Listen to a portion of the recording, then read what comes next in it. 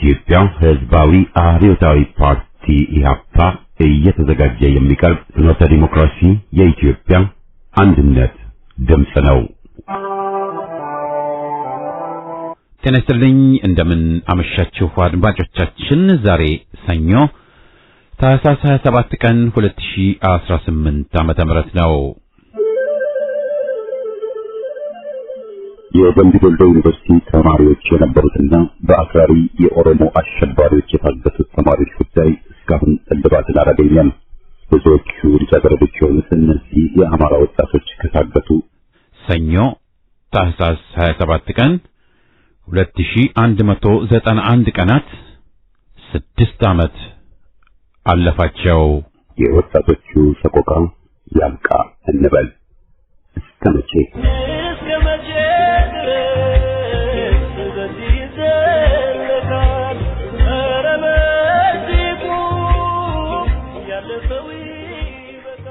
በቅድሚያ ዜና በማስከተልም ከደምቢ ዶሎ ዩኒቨርሲቲ ታፍነው መዳረሻቸው የጠፋውን ብዙዎቹ ልጃገረዶች የሆኑ የአማራ ወጣቶችን 6ኛ ዓመት መታሰቢያ አስመልክቶ የቀረበውን ልዩ ዘገባ እናሰማለን። በመጨረሻም ሁለት ከፍኖተ ዴሞክራሲ ዝግጅት ክፍል የቀረቡ ሀተታዎችን አቅርበን የዛሬ ዝግጅታችን ፍጻሜ ይሆናል።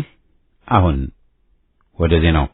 የአገዛዙ ጦር በደቡብ ጎንደር ደራ ወረዳ ከጉማራ ዋንዛዬ፣ ከአርብ ገበያ ሳና፣ ከአርብ ገበያ ሚጮ ለሕዝብ አገልግሎት የሚሰጡ መንገዶችን ትራንስፖርት በመከልከል ማህበረሰቡ ያመረተውን ምርት ወደ ገበያ ወስዶ እንዳይሸጥ እንዳይለውጥ መንገድ በመዝጋት በአማራው ላይ መዋቅራዊ ጥቃቱን እየፈጸመ ይገኛል።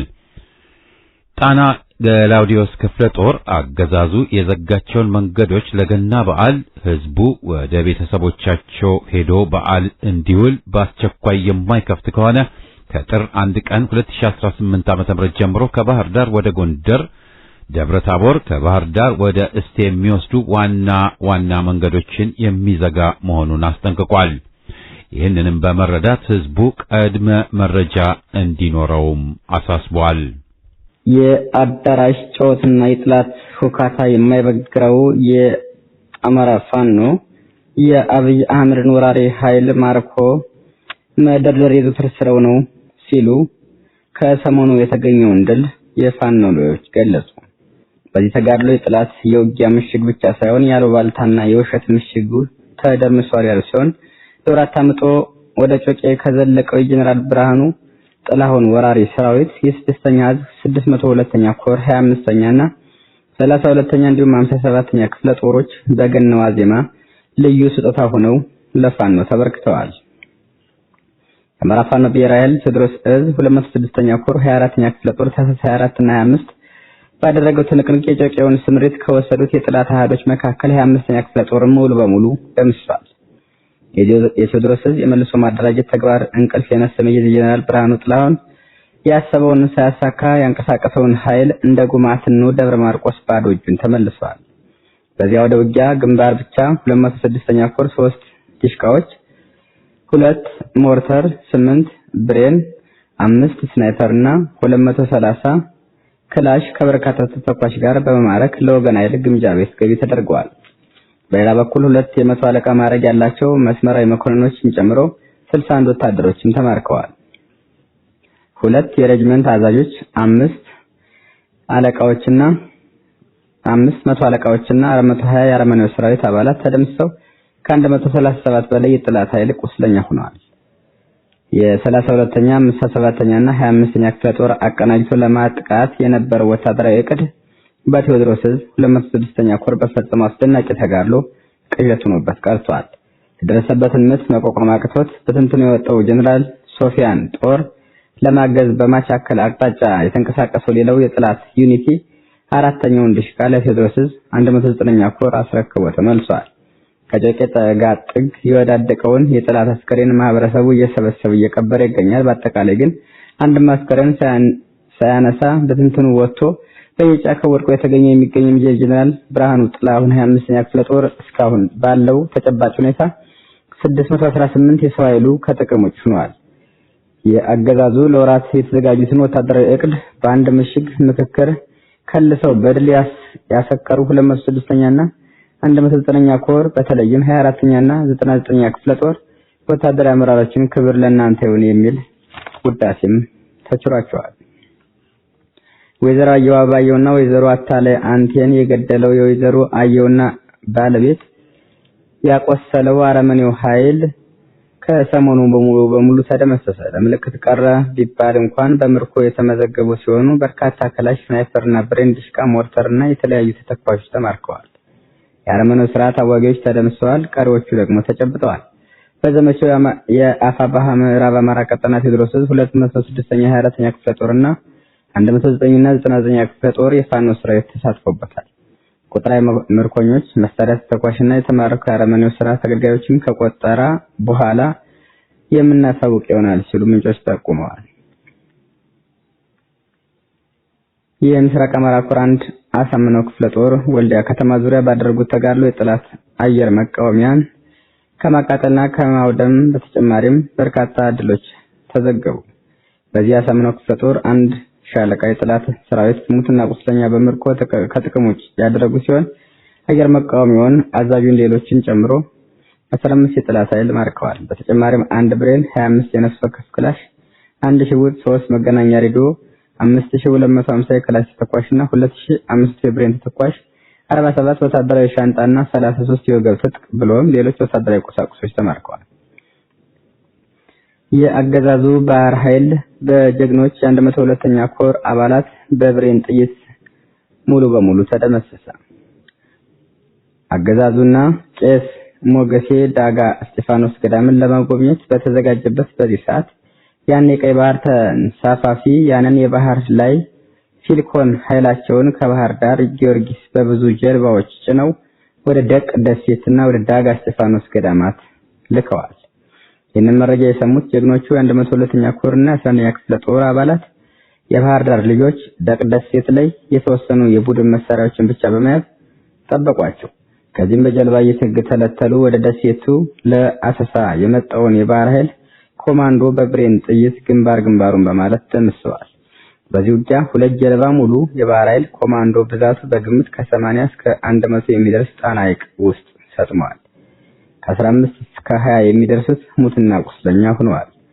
በጣም አስገራሚው ነገር ከውጊያው በኋላ አንድ የቀድሞ የጣናው መብረቅ አባል ያን ሁሉ ጥርጥር ክላሽ ይዘውት ሲመጡ ሰመጡ ማለቱ በአባላቱ ዘንድ የዕለቱ ጸጸት ተብሎ ተመዝግቧል።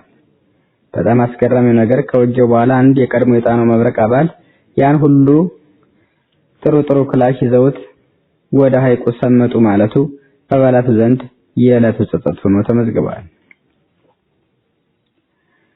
ገዳማቱ ላይ ተኩስ የከፈቱ ያገዛዙ ኃይል ዛሬም ጸረ ሃይማኖትነቱን በግላጭ አሳየ። የአረመኔው ያገዛዙ ሰራዊት በገዳማውያኑ ላይ ተኩስ ከፍቷል። ደቅና አካባቢ ሲዘርፍና ሲያዋድም የቆየ ያገዛዙ ኃይል ዛሬ ደግሞ ጣና ሐይቅ ላይ ወደሚገኘው ዳጋ እስጢፋኖስ ገዳም በመግባት ገዳማውያኑን እያዋከበ ይገኛል። የገዳሙ አባቶች ቦታው የጸሎት ቦታ በመሆኑ የጦር መሳሪያ ይዞ መግባት አይቻልም ቢሉም ሃይማኖታዊ ቦታዎችና እሴቶችን ማውደምና ማራከስ የዕለት ግብሩ ያደረገው ጨፍጫፊ ሰራዊት ግን ወደ ገዳሙ ዘልቆ በመግባት ተኩስ ከፍቷል። መፍትሄው ማሸነፍ ብቻ ሲሆን ሌላ አማራጭ የለንም የሚል የፋኖ መሪዎች ትዕዛዝም ተላልፏል። ስርቆትና ዝርፊያ ምግባሩ ያደረገው ያገዛዙ አረመኔ ሰራዊት የህዝብን ባንክ ዘረፈ። ሰሜን አማራ ቀጠና በላይ ዘለቀ ሚጀሪያው ባንታ ባታል አንደኛ ኮር ጉና ክፍለ ጦር በሚንቀሳቀስበት ቀጠና ምግባሩ ስርቆት፣ ዝርፊያ የሆነው ያገዛዙ ጡት ቆራጭ አረመኔ ኃይል የአርሶ አደሩን ሀብትና ንብረት መሳሪያና ትጥቅ መዝረፍ፣ መቀማት፣ ማቃጠል ስራ አድርጎ ይዞታል። ባለፉት 24 ሰዓት በስቲ ወረዳ መካነ ኢየሱስ ከተማ ከ90 በላይ ንጹሃን ዜጎች የፋኖ ቤተሰብ ናቸው፣ ከፋኖ ጋር ትሰራላችሁ በማለት አንድ ማዳበሪያ መጋዘን ውስጥ በማጎር እየደበደበ እያሰቃያቸው ሲሆን በተጨማሪም ፋርጣ ወረዳ ለምሳጋ አካባቢ የነበሩ አርሶ አደሮችን ወደ ደብረ ታቦር ከተማ እየደበደበ ወስዶ አስሯቸዋል። አንዳቤት ወረዳ ጃራ ገዶ ከተማ የሚገኘውን የህዝብ ሀብት የሆነውን የአባይ ባንክ በኃይል 6,347,000 ብርና የባንኩን መገልገያ ቁሳቁስ የቻለውን በመጫን የቀረው ሙሉ በሙሉ በማውደም ወደ ወለሽ ከተማ ተመልሷል። ያገዛዙ ቅልብ ኃይል ሰሞኑን በሜጀር ጀነራል ባንታ ባቴ የቁርጥ ቀን ልጆች የሚደርስበትን ምት ማቋቋም ሲያቅተው በሌሊት በመንቀሳቀስ የበቀል ዱላውን ንጹሃንን በመግደልና በማሰር እንዲሁም ሀብትና ንብረታቸውን በማውደም ያማራ ያለውን ጥላቻ ሁለንተናዊ ማጥፋት ዘመቻ እያሳየ በመሆኑ ማንኛውንም ማህበረሰብ ራሱን እንዲከላከልና ከፋኖ ጎን እንዲሰለፍ ጥሪ እናስተላልፋለን ብለዋል። የፋና ቴሌቪዥን ሐሰተኛ ዘገባ ተጋለጠ። በአዲስ አበባ ዩኒቨርሲቲ 75ኛ ዓመት የምስረታ በዓል ምክንያት በማድረግ የምሁራን ሚና ለሀገራዊ ብልጽግና በሚል መሪ ቃል አብይ አህመድ ጨምሮ ብዙ ሚኒስትሮችና ታዋቂ የፖለቲካ ካድሬዎች የተሳተፉበት በፋሽስቱ አብይ አህመድ የተመራ ውይይት መደረጉ የሚታወስ ነው። በዚህ የተነሳ ፋና ቴሌቪዥን አብይ አህመድ አሊ በአዲስ አበባ ዩኒቨርሲቲ የቀድሞ ተማሪ እንደነበርና በውይይቱም ጥናታዊ ጽሑፍ እንዳቀረበ አድርጎ የሰራው ዘገባ የተሳሳተና ከእውነት የራቀ ነው ተብሏል። ቅጥረኛው አብይ አህመድ በአዲስ አበባ ዩኒቨርሲቲ የቀድሞ ተማሪ እንደነበር የሚገልጽ ምንም አይነት መረጃና ማስረጃ በዩኒቨርሲቲው እንደሌለው የተገኙ ምንጮች ጠቁመዋል። በተጨማሪም ፋና ቴሌቪዥን ለፋሽስቱ አብይ አህመድ ጥናታዊ ጽሑፍ እንዳቀረበ አድርጎ የሰራው ዘገባ ሐሰት መሆኑን ተረጋግጧል። በውይይት መድረኩ የቀረበው ጽሑፍ ጥናታዊ ሳይሆን እንደዚህ ቀደሙ የተለመደ ልቦለድ ቅርጽ ያለው እንደሆነም ተሳታፊዎች ገልጸዋል። በተጨማሪ የፋና ቴሌቪዥን ዘገባ ሐሰተኛ የሚያደርገው አገዛዙ በራሱ አንደበት በአዲስ አበባ ዩኒቨርሲቲ 75ኛ ዓመት ምስረታ በዓል እንደማንኛውም ባለስልጣን በተዘጋጀ የውይይት መድረክ እንደተሳተፈና ጽሑፍ እንዳቀረበ በማህበራዊ ሚዲያው ያጋራ መሆኑ የፋና ቴሌቪዥን መረጃ ሙሉ አድርጎታል። አገዛዙ በዚህ ደግሞ ብቅ ማለቱ ለብዙዎች አግራሞትን የፈጠረ ሲሆን ሰውየው ከነጭራሹ ዩኒቨርሲቲ ገብቶ ለመውጣቱ ማስረጃ የሌለው መሆኑ ሲረጋገጥ ከነጭራሹ ደግሞ ቅጥረኛው ፋና ቴሌቪዥን አዲስ አበባ ዩኒቨርሲቲ እንደተመረቀ ሲዘግብ ለሁሉም አንገት የሚያስደፋ ሀገራዊ ውድቀትን የሚያስከትል ከእውነት የራቀው ነው ተገኝቷል። ዕለቱ ዜና በዚያ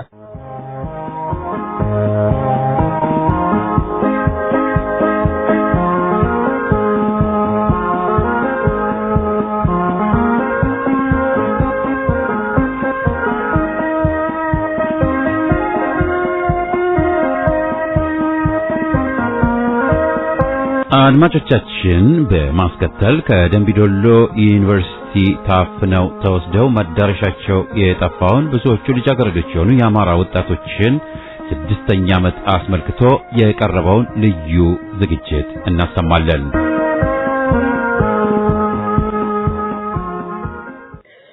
ሰላም ጤና ይስጥልን።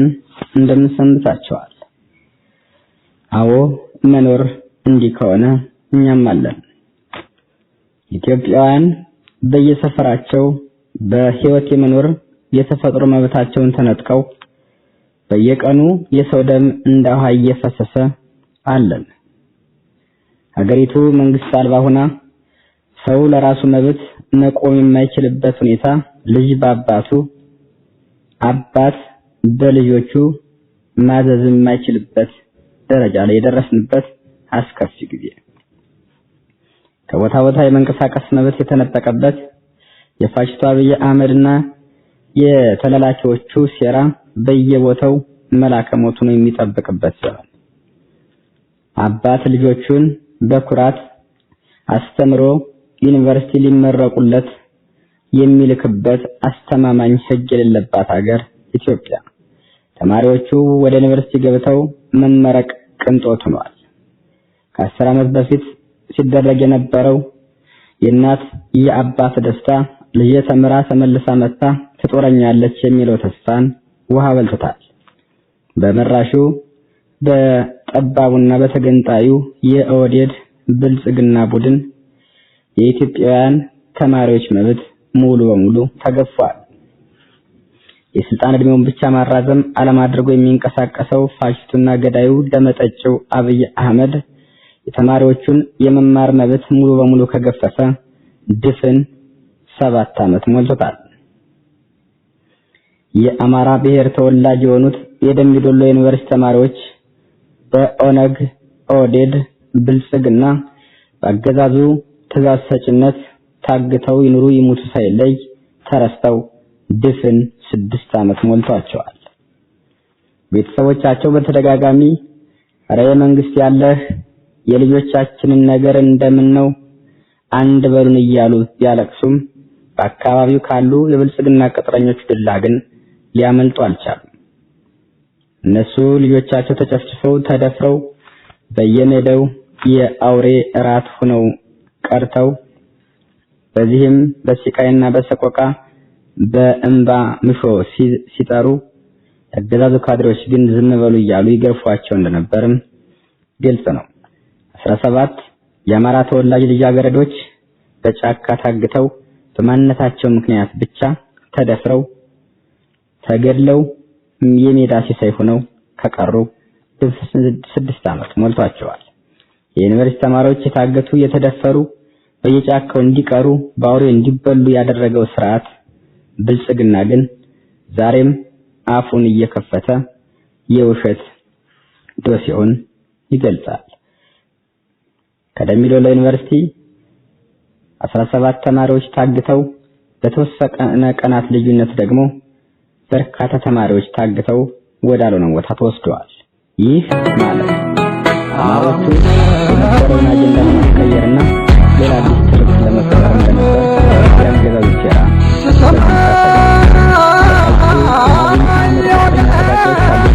የተወሰዱና ደብዛቸው ጠፋ ተማሪዎች ወቅቱ በስርዓት ላይ ከሊቅ እስከ ደቂቅ ሁሉም ማህበረሰብ በሰላማዊ ሰልፍ ጥያቄውን ሲጠይቅ እንደነበር አገዛዙ ግን ምላሹ ሹፈት፣ ቀልድና የህዝቦችን መከራ ያልተመለከተ ነበር። በወቅቱ ፋሽስቱ አብይ አህመድ ለጥያቄው የሰጠው ምላሽ እናንተ እነሱ የተደፈሩት በወንድ ነው፣ እኛ ግን በሳንጃ ተደፍረናል በማለት የሴቶችን መደፈር ሲያበረታታ እንደነበር ታሪክ ከትቦ ይዞታል።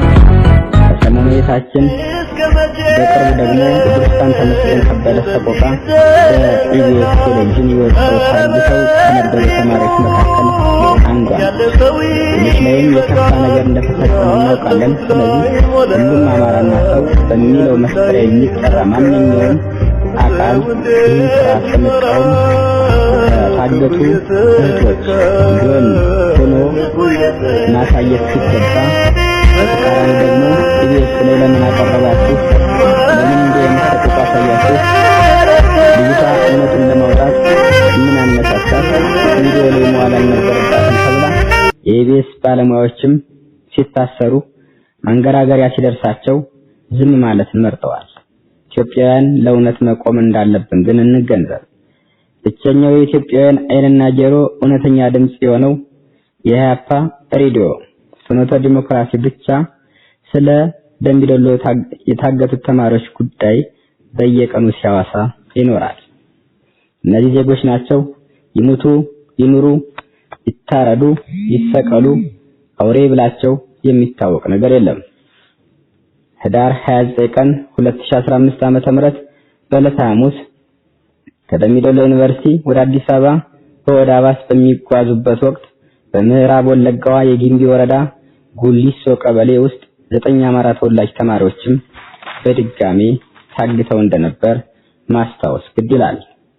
እነዚህ ታጋጅ ተማሪዎች ተማሪ ደጀኔ ያለው፣ ኪሩቤል መለሰ፣ ብርሃኑ አበባው፣ ማህሌት ዘላለም፣ ተማሪ ሲሳይ ጋሻዬ፣ ሰዓዳ መሐመድ፣ ቤዛዊት ተሾመና ብዙአየሁ አረጋ መሆናቸው የ5 ዓመት ተማሪ በመመረቂያ ጊዜያቸው በአገዛዙ ቀጥተኛ ትዕዛዝ በጫካው ኦነግና ኦህዴድ ብልጽግና ስርዓት ታግተው ደብዛቸው እንደጠፋ ቀርተዋል።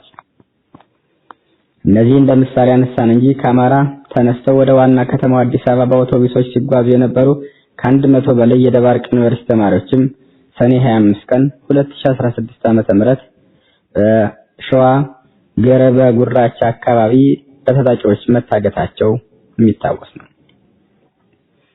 የአርሶ ወረዳ ልዩ ስሙ አይዶሮ መውጫ በተባለ ስፍራም ታጣቂዎቹ መጋቢት 8 2017 እኩለ ቀን ላይ የአንድ የህዝብ ማመላለሻ አውቶቡስ ውስጥ የነበሩ 60 ተሳፋሪዎችን ሙሉ በሙሉ አፍነው ወስደው ከዚያም በአንድ ሰው 1.5 ሚሊዮን ብር እንደጠየቁ የሚታወስ ነው። ከቀናት በፊት በተመሳሳይ መልኩ በአሊዶሮ በ14 ማለት ነው 2017 ዓ.ም አንድ ታታ አውቶቡስ ሙሉ 60 ሰው እንደጫነ ታግተው ቀርተዋል። ከ3 ቀን በፊት 10 ሰዓት ገደማ በሁለት ተሽከርካሪዎች ላይ በፈጸሙት እገታ 40 ያህል ተሳፋሪዎችን አፍነው መውሰዳቸው ግልጽ ነው። በደራ ወረዳ ኦነግ በሚባለው ታጣቂ ከቆሮ፣ ከግንደ በርበሬ፣ ከራቾና ከሮብ ገበያ ቀበሌዎች ወደ ወረዳው ዋና ከተማ ጉንዶ መስቀል ለገበያ ይጓዙ የነበሩ ከ300 በላይ ንጹሃን ገበያተኞች እገታ ተፈጽሞባቸዋል። በአካባቢው ለኦነግ ድጋፍ እንዲያደርግ የተላከው አካል መከላከያ ተብዬው ለድርጊቱ ሽፋን በመስጠት ተባባሪ እንደነበርም በግልጽ ወጥቷል። ከሳላይሽ ከተማ ቁጥራቸው በውል የማይታወቁ የከተማ ነዋሪዎችን ማገቱ በተለይ ሚዲያዎች ሲዘገብ ነበር። 9 ሰዎች አግተው መውሰዳቸውን ለታጋዮችም ማስለቀቂያ ለእያንዳንዳቸው ታጋች በነፍስ ወከፍ ከ300 ሺህ ብር በላይ መጠየቃቸው የሚታወስ ነው። የሚያሳዝነው ነገር ግን ብሩን ተቀብለው የሰዎቹን አስከሬን ካልሆነ በስተቀር በህይወት አላስረከቡም ነበር። በ12/3 ወር 2015 ዓ.ም ከቀኑ 10 ሰዓት ከወለንጭቴ መታሃራ መንገድ 55 ላይ አንድ የዝማመላ ሚኒባስ አንድ ሃይሉክስ 3 ተሳቢ ታግተው ሹፌሩ፣ ተሳፋሪዎች፣ ረዳቶችም ተወስደዋል። በዚያው እንደተወሰዱ ግን አልተመለሱም። ከቀብር መልስም መንገድ ላይ ቀባሪዎቹ እንደገና ታግተው ይወሰዳሉና ወርሳቸው አንዱን ታጋሽ ያለው በሶስት ተራራ እንደነበር በግልጽ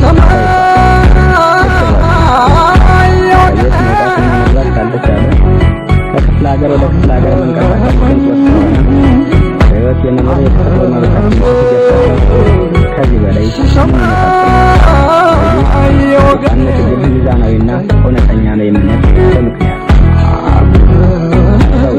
ድምፅ የሚሰማቸው መላ የኢትዮጵያ ህዝብ ደሙ እንደ ውሃ እየፈሰሰ የመኖር መብቱን ተገፎ እየታገተ ገንዘብ እየተጠየቀበት እንደ ከብት ገበያ ላይ ወጥቶ እየተሸጠ በርካታ ፈንጋጭና የፋሽስት ኃይሎች ደጋፊዎች ተልዕኮ ተሰጥቷቸው ሰውን መውጫ መግቢያ እያሳጡ መከራውን እያበሉት ይገኛል። መንግስት እንደሌለ 7-8 ዓመት በላይ መንግስት አልባ ሆነን እየኖርን ነው የሚሉ በርካታ ነዋሪዎች መንግስት ሙሉ በሙሉ ባይኖርም ቢኖርም የኢትዮጵያን ተከባብሮ እንደ ድሮ መቀጠል የሚችል መሆኑና ይልቁንም መንግስት መኖሩ ይበልጥ በስራ ውስጥ ገብተን እንድንሰቃይና እንድንገደል አድርጎናል። መንግስት የሚባለው ዘረኛ ቡድን የአንድ ሰፈር የአራት ኪሎ አካባቢ ዳኛ እንጂ መላ ኢትዮጵያውያን አናውቀውም፣ እሱም አያውቀንም ሲሉም ይደመጣሉ። የወራሪው አብይ አህመድ አስተዳደር ህገወጥ በሆነ መንገድ የታጠቁ አካላትን ከኦሮሞ አስተዳደር ጋር በመሆን በማደራጀት በክልሉ ያሉ ህፃናትን ሲያስገድል፣ እናቶችን በሳት ሲያቃጥል፣ እርጉዝ ሴቶችን ያማራ ልጅ በኦሮሞ ምድር አይወለድም በማለት ሽል ቀዶ ሲዋጣ ወጣት ሰቆቃና መከራ ውስጥ የሚከት መሆኑን አውቃችሁ የህዝብ ልጅ ከሆነው ለእኩልነት ለፍትህና ለሀገር ሉዓላዊነት ከሚታገለው ፋኖ ጎን ተሰልፋችሁ የትግሉ አካል ወይም አጋር እንድትሆኑ በአጽንኦት ማሳሰብ እንወዳለን። ፋሽስቱ አብይ አህመድ ከሀገራችን ኢትዮጵያ አልፎ ለምስራቅ አፍሪካ ችግር የሚሆንና እየሆነ ያለ ስርዓት መሆኑ ግልጽ ነው። ስለዚህ የሀገራችንን ሰላም፣ የምስራቅ አፍሪካ መረጋጋት የምትፈልጉ አካላት ይህን ኃይል ተቃውማችሁ ልትቆሙ ይገባል። የአማራ ሚሊሻ አድማ በተናና በመከላከያ ውስጥ ያላችሁ አማራዎች አማራነት በደምና ባጥንት ብቻ የሚሰጥ አለመሆኑን ተረድታችሁ በተለይ ለአማራ ብቻ እንዳልሆነና ትግሉ መላ ኢትዮጵያውያን ማሳተፍ እንዳለበትና ለመላ ኢትዮጵያውያን ነጻነት ፈርቀዳጅ መሆኑን ተገንዝባችሁ የፋኖን ተልዕኮ ተቀብላችሁ ከፋኖ ጎን እንድትቀላቀሉና እንድትሰለፉ መልእክታችን ነው። ይህን ስርዓት እስከመጨረሻው ልናስወግደው ይገባል ስንል በምክንያት ነው። ሙታን ተገለን አሰቃቂ ግድያዎችን እንድንለማመድ ተፈርዶብን ነው። ምክንያቱም ነገ የእናንተ እህቶች ልጆች ከክልላቸው ውጭ ሄደው መማር ቢፈልጉ የሚገጥማቸው የ17ቱ የደምቢዶሎ ተማሪዎች ጣፈንታ መሆኑን እወቁ። አማራና ሚስማር ሲመስ ይጣብቃል እንደሚባለው በጣም ጠንካራና የተደራጀን ሆነን ይህን ስርዓት ከወዲያኛው ነቅለን ልንጥለው እንደሚገባ ሁላችንም በመረዳት እንታገል። ስለሆነም ውድ የአማራ ወጣት ሴቶች ሆይ በትግል ላይ ከትግል ውጭም ያላችሁ እህቶቻችን በብርቱካንና በጓደኞቿ 17ቱ የደምቢዶሎ ተማሪዎች እና ለደረሰው አሰቃቂ ግፍና መከራ እያንዳንዱ ስቃይና እንግልት መከራ በእኛ በሁላችን ላይ የደረሰ መሆኑን በመገንዘብ ይህን ድርጊት እንዳይቀጥል በጽኑ የስርዓት ለውጥ እስኪመጣና በምትኩ ለህዝብ የሚበጅ ስርዓት እስኪተከል ድረስ ይህን ፖለቲካዊ ትግል በመቀላቀል ሁላችንም ኃላፊነታችንን እንድንወጣና አሻራችንን የምናሳርፍ ከሆነ ታሪክ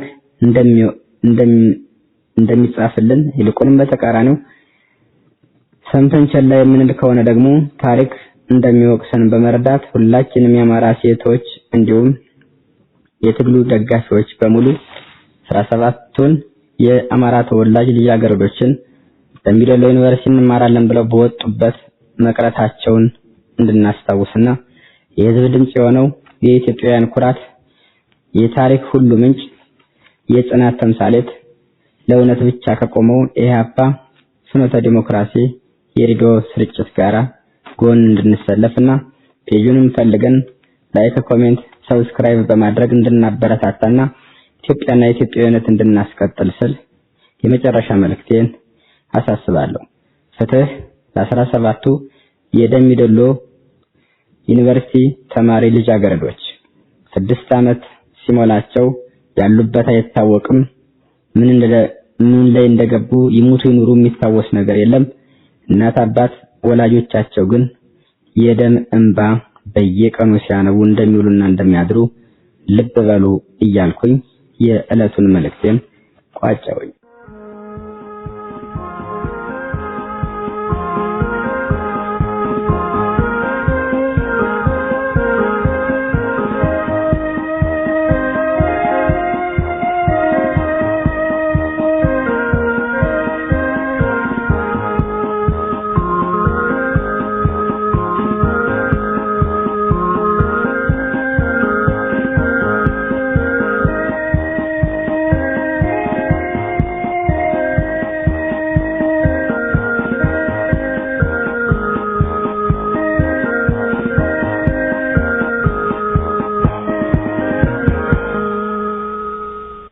ኮሎኔሉና ጭፍሮቹ ዘረኝነትና ግድያ።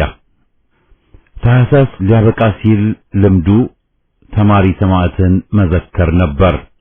ዘንድሮ ግን ከቅርብ ዓመታት ወዲህ ምንኛ የሚፈሰው የንጹሃን ደም ከመ የክረምት ጎርፍም በመሆኑ አንዱን ፍጅት ጠቅሰን ሳንጨርስ ሌላው እየተተካ ማይካድራ አጣዬ ብለው እየተፈራረቁብን አፋር ቆቦ አለቀ ስንል የግፍ ዝርዝር ስናቀርብ ተጠምደን አለን። በዚህ አሰቃቂ ሂደትም ቀጥ ብሎ ደርቆ ሳይለወጥ ሳይቀየር ያለው የጭፍሮቹ ኢህዴን በአዴኖች ክህደትና ባንዳነት ነው። ዛሬም አማራውን ከጎን ሆኖ በማድማት በመከፋፈል በማጥቃት ግንባር ቀደም ሚናውን የያዙት እነሱ ናቸው። የነታምራት ዝርያዎች አገኘው ተባሉ፣ ደመቀ ተባሉ፣ ደበዘዙ፣ ሁሉም ሆዲቅ ደም ብለው ህዝብን እያስፈጁ ናቸው።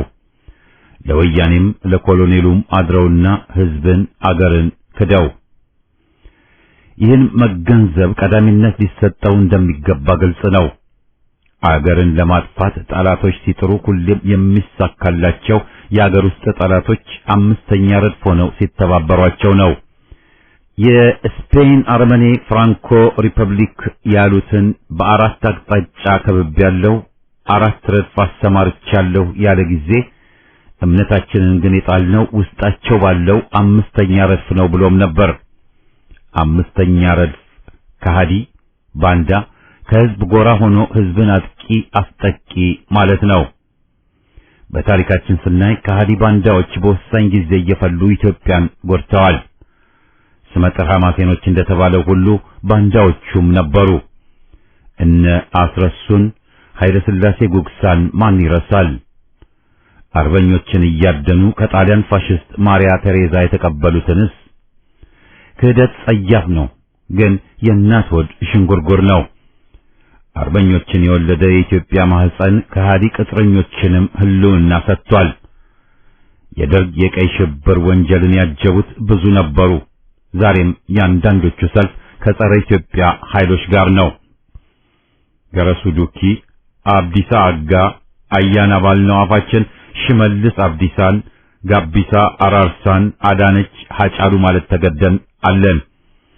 ኮሎኔሉ አማራን ለማጥፋት በይፋ እየጣረ የለም የአማራም የኢትዮጵያም ወዳጅ ነው ብለው ሊሞግቱን የተገሸሩ አማሮች፣ አዴፓዎች፣ በአዴኖች ባጭሩ ጸያፍ ከሃዲዎች አሁንም አሉ።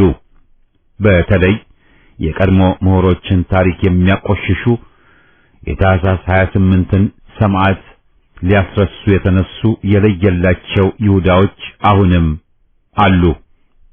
አማራ ሆነው የአማራን መፈጀትና ፈጂውን የሚደግፉ። ከዚህ የበለጠ ሰቆቃና ምጸት የትና መቼ ይገኛል? ያለውን ሁኔታ ሳናደናገር ከተረዳነው አንደኛ ደረጃ ጠላትና ወዳጅን ለይተን መገኘት ከቻል ግዳጃችን ምን መሆን እንዳለበት መደናገር አይመጣብንም። ለውዥንብር ሰለባ አንሆንም። በቅድሚያ ትጥቅ ሊያስፈቱን ሰላማዊ ትግል የሚሉትን እስከ ጥርሳቸው ታጥቀው እየፈጁና እያረዱን ሰላማዊ ተቃውሞ ብቻ የሚሉንን ወግዱ ብለን ሁለገቡን ትግል ማፋፋም አለብን። ወያኔ 27 ዓመት የጨፈረብንና አሁንም ሊቀጥልብን ከጅሎ ያለው ከፋፍሎን ነበርና መከፋፈልን ማስወገድ ይኖርብናል። ልፈፋቸው ከኛ ልባቸው ግን ከነሱ የሆኑ መሰሪዎችን ማራቅ ማክሸፍም ይገባናል። ጎራችንን ለአምስተኛ ረድፍ ክፍት አድርገን ለአፍራሽ ቧልታቸው ሞኝ አጃቢ ሆነን ከተገኘን የምንጋብዘው ጥፋት በራሳችን ላይ ነውና መከፋፈልን ማስወገድ፣ የፋኖ ደጋፊ መስለው ፋኖን አጥቂ ጉዶችን ማስወገድ፣ ተላላነትን ስደት መስደድ፣ ክህደቶችን ከሃዲዎችን መጠየፍ ይኖርብናል። ይህን በሰማዕታት ተመክሮ ያገኘውን ዕውቀት ቸልንል አይገባም። በምንም አይነት ስሌት በሰው ልጅነት አንጻር ሚዛን እንኳ በተቀሉ ኮሎኔሉንና አገዛዙን ልንደግፍ አንችልም። ኢሰብአዊነት ነው። ስህተት ወንጀል ነው። አይችሉት አያዝኑለት ጅልነትም ነው። ስለዚህም እንደ ወለጋ አይነት ቦታዎች ነዋሪዎች የሆኑና ለጥቃት የተጋለጡ ወገኖችን መታደግ፣ ማደራጀት፣ ማስታጠቅ ወሳኝ ነው። ትጥቅ ከተባለ በጣሊያን ወረራ ጊዜም ሆነ በደርግ ጥቃት ጊዜ ታጋዮች እንደዛሬው ዘመናዊ ትጥቅ አልነበራቸውም። ጓንዴ በሲሞኖቭ ክላሽን ራሱ በድራጉኖቭ አልሞ ተኳሽ ጠመንጃ ተራብሬን በግሬኖቮች ተተክተው ያለበትን ሁኔታ እያየን ነው። ራሱን መንግስት ነኝ ላለው የሀገር ጠላት ቡድን የሚያዋጡት ዜጎች ህሊና ገዝተውና አይናቸውን ከፍተው የህዝብን ኃይል ለማፈርጠም ቢረዱ የተሻለ ሆኖ ይገኛል። ለመሆኑ ሰላማዊ ትግል ብቻ ሲሉን የከረሙት ሐሳዌ መሲሆች ዛሬ ድራሻቸው የት ገባ? የተወሸቁ ድምጻቸውስ ምነዋ አልሰማ አለ? ሙሴ ያሉት ሙሶሊኒ ሲባል በድርጊቱ ምነዋ ቃላቸው በለሆሳስም አልተደመጠ? ውሸትና ስንቅ እያደር ይቀላል ነውና ጠቅላይ ሚኒስትሬን አገኘሁ ያሉት ማፈሪያዎች ሁሉ ሚዛናቸው ከገለባ አንሶ በባፈርኩ አይመልሰኝ ቅሌት በገለማ ጉዟቸው ቀጥለዋል። ለህዝብ ማን ሰው አገር ወለጋ ሂዱ አላችሁ ይበላችሁ የሚሉን ጭራቆችም ተወልደውብናል። ከባለቤቱ እጅ የዋለ እንቁላል አይሰበርም እንዲሉ አገር በጠባቂዋ እጅ ከሆነች ምንም ጉዳት አይደርስባትም። ሶስቴ ሊያበሉን ቃል ገብተው የነበሩት የቁንጫ መላላጫ አውጪዎች የኑሮ ውድነትን ሲፈጀን ደሞዝን ጭማሪ መጠየቅ ወንጀል ነው እያሉን ደፍረው በረሃብም ጭምር እየፈጁን ነው። ንብረታችንን ዘርፈውና ቅርሳችንን ታሪካችንን አርክሰዋል። በዋና ከተማችን ጮማ የሚቆርጡትና ሻምፓኝ የሚራጩት እነሱ የደላቸው ሰው በላ ጥቂቶቹ እንጂ ሰፊው ህዝብ አይደለም። ሕፃን ገዳይ ጨካኞች ናቸው። ፍጹም አረመኔ ጠባብ ብሔረተኞች። በሁለገብ ትግል ልናወድማቸው እንጂ ሌላ ምንም ግዳጅ ሊኖረን አይችልም። የህዝብ አንድነት ይጠንክር። ከፋፋዮችና ዘረኞች በትግላችን ይውደሙ። በህዝብ ጎራ ያለውን አምስተኛ ረድፍ አጋልጠን እናውድመው።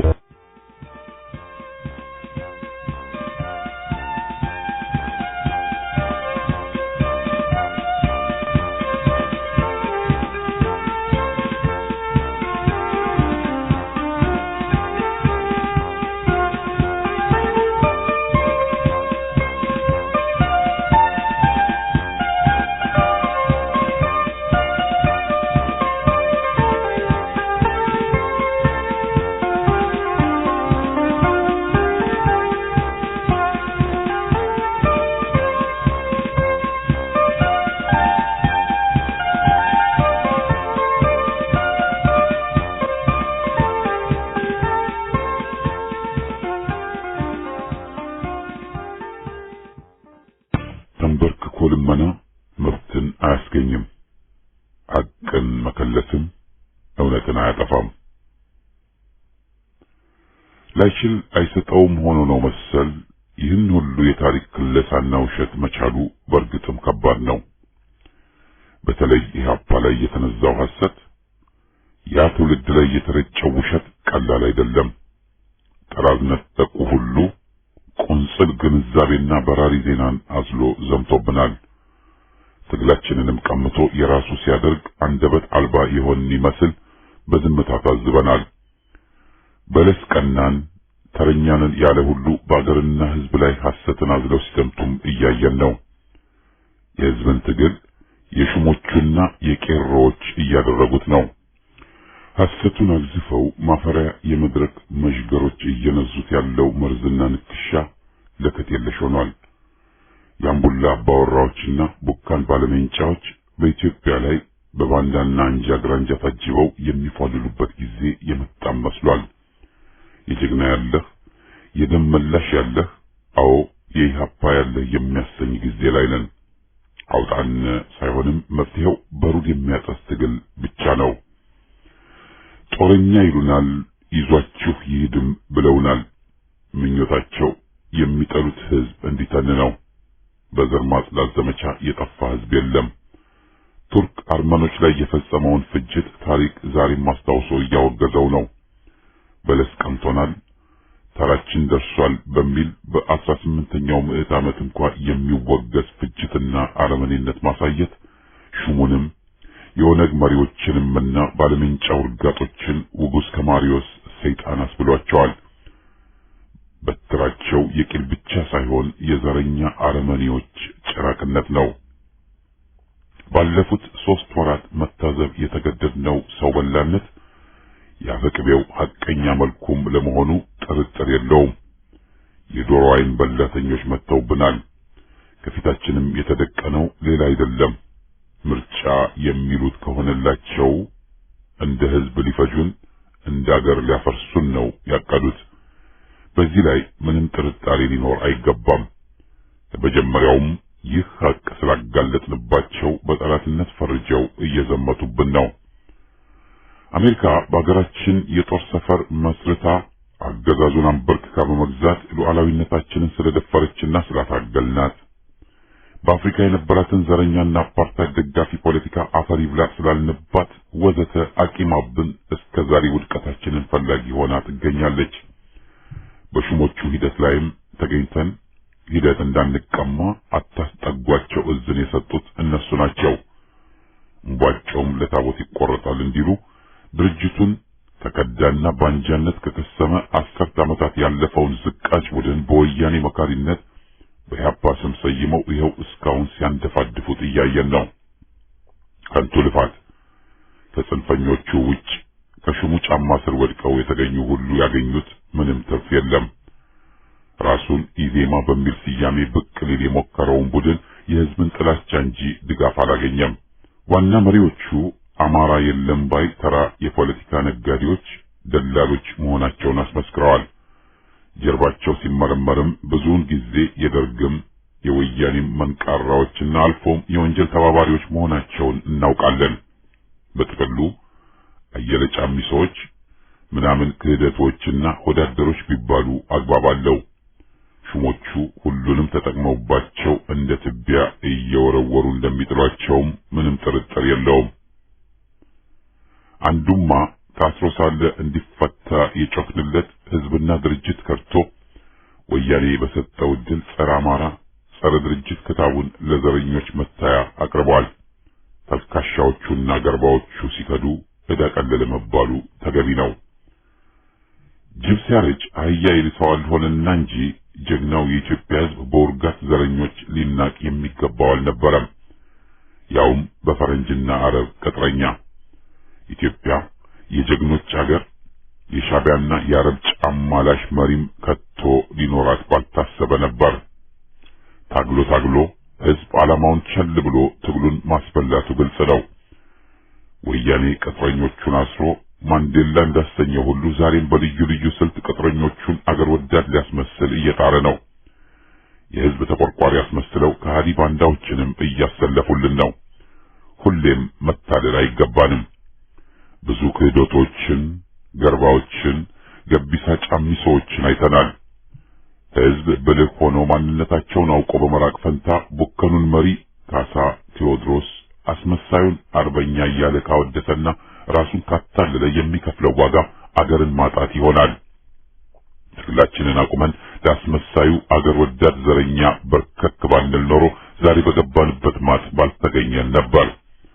አሁንም ለትግል ሁሌም ጊዜ ያለ ነውና ይህንኑ ነፍሰ ገዳይ ጸረ ህዝብ አገዛዝ መንግስት ብሎ ልመና ሳይሆን ጠላት ጸረ ኢትዮጵያ ብሎ መፋለም ግዳጃችን መሆን አለበት። ይህን አሉ ብለው ቢያወግዙን እሰየው፣ ስራችንን እየሰራን ነው። ለከርስ አላደርንም፣ አገራችንን አሳልፈን አልሰጠንም፣ ህዝብን አላደናገርንም ብለን የምንኮራነን። ሞታችንንም ቢመኙ አንገረምም። የአርበኝነትና ጀግንነት ልምድና ታሪክ በደማችን ያለ ስለሆነ አንዱ ቢሰዋ መቶው ይመጣ ነው።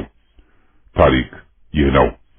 ለወያኔ 100,000 ሰላይ፣ ለመንግስቱ ግማሽ ሚሊዮን ጦር፣ በዓለም ደረጃ ደግሞ ለኢራኑ ሻህም ሆነ ለግብፁ ሙባረክ ያ ሁሉ ኃይልና ድንፋታ የትም አላደረሳቸውም። ኃይል የህዝብና የህዝብ ብቻ ነው። ዋናው ቁም ነገር ህብረት፣ አንድነት መስርቶ ሊታገል መቻሉ ነውና ሐቀኛ ታጋዮችን ማቀፍ፣ መደገፍና ከጎናቸው መሰለፍ አለበት። ሰብናቸውን ለጭብጥ ምስር ወይም ለ10 ማሪያ ቴሬዛ ፍራንክ ከሸጡ በኋላ ካፈርኩ አይመልሰኝ ሆኖባቸው ዛሬም ሹሙ እኮ ቀን ነው፣ አገር ወዳድ ነው፣ ግን ጽንፈኞች አዋከቡት ሊሉን ደፋ ቀና የሚሉት ከርሳሞችን የሚያዳምጥ ጆሮ የለንም። ሹሞቹ ራሳቸው ናቸው ጽንፈኛ። ሞኝ ወፍራም ራሱን አያውቅም ሆኖባቸው እንጂ ይህን ሁሉ ማድመጥ ባላስገደዱን ነበር።